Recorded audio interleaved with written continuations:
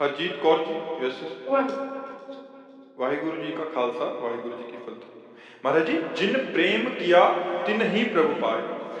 महाराज जी, वाहिगुरु जी ने कृपा करके यूट्यूब के जरिए आपसे मिलाया। वाहिगुरु जी की प्रीत से खींचे खींचे हम आपसे मिलने आ गए।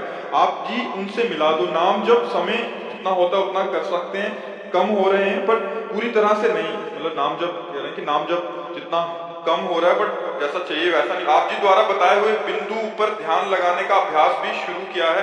कह रहे प्रयासरत है अपनी तरफ से, बट जो एक और तड़प चाहिए, प्रीति चाहिए, वो कैसे मिलेगी महाराज जी? ऐसे अल्पाहार करो, थोड़ा भोजन करो, मौन का आश्रय लो, 5 घंटे सो, 5 घंटे से ज्यादा नींद नहीं, पवित्र आहार, अल्पाहार लो। अल्पाहार का मतलब भूखे भी नहीं रहना और छकना भी नहीं है। और हर समय मौन रहने से हमें भजन का ज्यादा अभ्यास होगा। अब जैसे दिमाग है ना, वो उड़ रहा है। जब अपनी बात बताए ना, हमारी खोपड़ी जैसे साय मचा है एकदम दिमाग में। जैसे बचपन से इस मार्ग में रहे, साय जैसे मतलब बस चुप होने की जरूरत है, बस चल रहा है।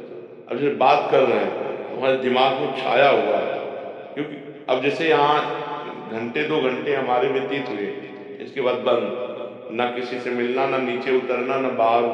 अगर हम किसी चीज का अपने में बसाना चाहते हैं तो उसके लिए हमको समय देना। एक वैज्ञानिक जब किसी बात की शोध करता है तो बहुत एकाग्र, एकांत, शांत, बस उसी में लगन लगाएगा। हम तो परमात्मा की शोध कर रहे हैं, हम तो वाहिगुरु की शोध कर रहे हैं, उनको प्राप्त करना चाहते हैं। तो हमारी लगन ना हमारे देह में लग पावे, ना देह संबंधियों में लग पावे, ना भोगों में लग पावे, केवल वाहिगुरु में लगे तो अभी तन्मयता हो जाए। तन्मया स्थिति जब तक नहीं आएगी तब तक बात नहीं होती। तो हमें हर समय अपने गुरुदेव में, अपने इष्ट में लगे रहना है और जबान चलाते रहना है। जैसे अब हम उपांशु जप कर रहे हैं, मानसिक नहीं, हमारी जबान चल रही और मंत्र जप रहे हैं। अब हम मानसिक जप रहे हैं, चल रहा है। आप भी जब के देखो तो कोई आश्चर्य की बात थोड़ी है। 2-4 बार तो आप भी मानसिक जप सकते हो, फिर मन भाग जाएगा। देखो चल रहा है, मानसिक में कोई हरकत नहीं होती, चल रहा। उपांश में हरकत होती जबान में, ऐसा लगेगा कुछ बुदबुदा रहे हैं। और वाचिक में तो ऊपर है ही है, राधा राधा राधा राधा राधा राधा राधा। तो ऐसे हम हर समय उपांश में रहे जब तक हमारी मानसिक स्थिति अचंचल न हो जाए। अचंचल का मतलब होता है स्थिर। जैसे विषयी पुरुष का मन भगवान पे लगाया जाए तो भागकर विषय में चला जाएगा, ऐसे भक्त का मन विषय में लगाया जाए तो भागकर भगवान में आ जाएगा, वो विषय में नहीं लगेगा, क्योंकि उसको स्वाद मिल गया है नाम का, उसको वाहिगुरु की कृपा मिल गई है। तो हमको चाहिए कम भोजन, कम सुनना, कम बोलना, कम सोना। अगर इन नियमों को हम धारण करें और एकांत सेवन अधिक समय करें और खूब नाम जब उपांश से करें तो हमारा मानसिक में प्रयोग, जहां मन लग गया फिर वो हटाया नहीं जाता है। मन निरंतर प्रभु में लग जाए फिर वो हटाया नहीं होता है। ये जो हम आपको बताते हैं कि हम ऐसे ऐसे, ये बहाबुद्धी नहीं बताते, अहंकार के लिए नहीं, लेकिन अभ्यास। यदि अभ्यास किया जाए तो बहुत सरल हो जाएगा। हम आपसे बात कर रहे हैं लेकिन हमारे दिमाग में वही बात नाच रही। जैसे आप हमारी बात सुन रहे हो, अंदर कुछ और चल रहा है, चल रहा है ना। जैसे डबल कह दे कि आप हमसे बात कर रहे हो तो भजन कैसे कर रहे हो? तो जैसे आप हमारी बात सुन रहे हो, श्रवणेंद्रिय से सुन रहे हो, लेकिन आपका अंदर का सिस्टम कुछ और चल रहा है, आप हमारी बात पे पूरे नहीं हो, बार बार कुछ और चल रहा है। वही वही उसी जगह जब नाम पहुंच जाता है तब बार बार हम आपसे बात कर रहे हैं लेकिन वो खिंचाव उसी तरफ चल रहा है। तो हमारा निरंतर भजन होगा। जब हमारा ऐसा चिंतन होगा तो हमारा निरंतर भजन होगा। उसे कहते हैं परावाणी के द्वारा भजन। वैखरी, मध्यमा, पश्यंती और परावाणी।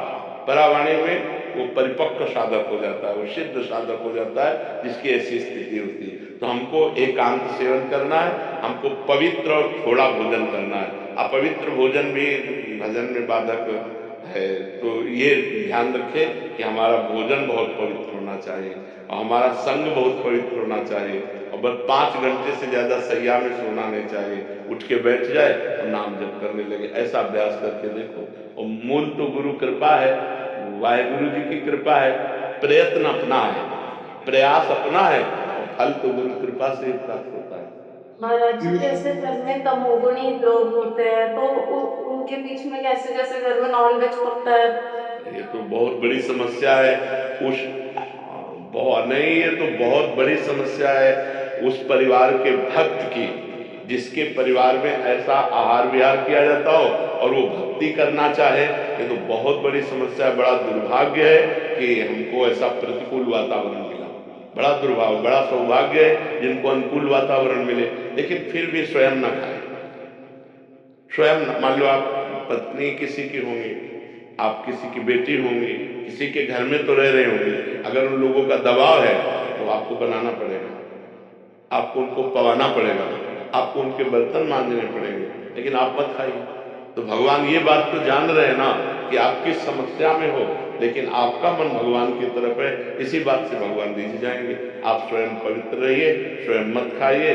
लेकिन अगर ऐसा दबाव है कि आपको बना के देना पड़ेगा, तो आप मान लो किसी की पत्नी हो तो आपको बना के देना पड़ेगा, बर्तन मांजने पड़ेंगे, लेकिन आप मत खाइए। आप भगवान से प्रार्थना कीजिए कि मेरा दुर्भाग्य कि मुझे ऐसा वातावरण मिला है, पर नाथ मैं आपका इस जीवन में भजन किए बिना व्यर्थ नहीं जाने देना चाहती जीवन, इसलिए आपको प्राप्त करना चाहती हो। अंदर ही अंदर प्रार्थना कीजिए, आप मत खाइए। मुझे लगता है कि अगर परिवार के लोग थोड़ा भी सुलझे हों तो जो ना पाना चाहे उसे दबाव नहीं देना चाहिए। आपकी भाई रुचि है, आप नहीं छोड़ पा रहे, लेकिन जो छोड़ कर दिए हैं तो उनको सपोर्ट करना चाहिए, उनको दबाव नहीं देना चाहिए।